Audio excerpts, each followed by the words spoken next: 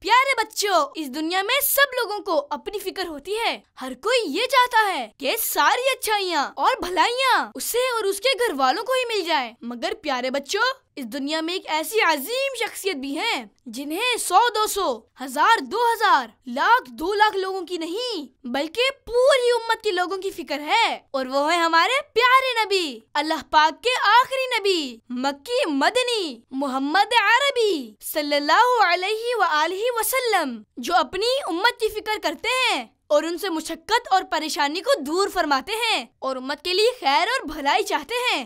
اللہ پاک پارہ 11 سورہ توبہ کی آیت نمبر 128 میں پیارے نبی صلی اللہ علیہ وآلہ وسلم کے بارے میں ارشاد فرماتا ہے: لَقَدْ جَاءَكُمْ رَسُولٌ مِّنْ أَنفُسِكُمْ عَزِيزٌ عَلَيْهِ مَا عَنِتُّمْ حَرِيصٌ عَلَيْكُمْ بِالْمُؤْمِنِينَ رَءُوفٌ رَحِيمٌ. یعنی بے شک تمہارے پاس تم میں سے وہ عظیم رسول تشریف لے آئے جن پر تمہارا مشقت میں پڑنا بہت بھاری گزرتا ہے.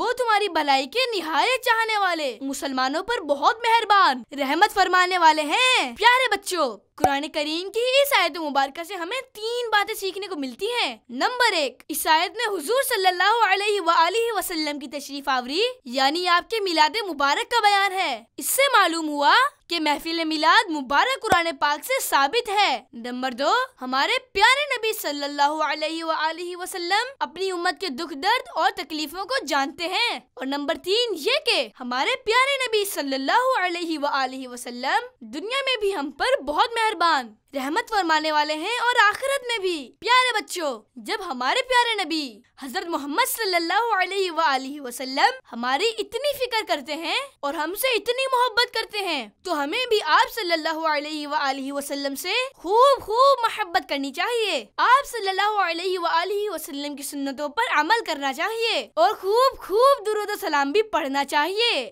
آ گیا رمضان.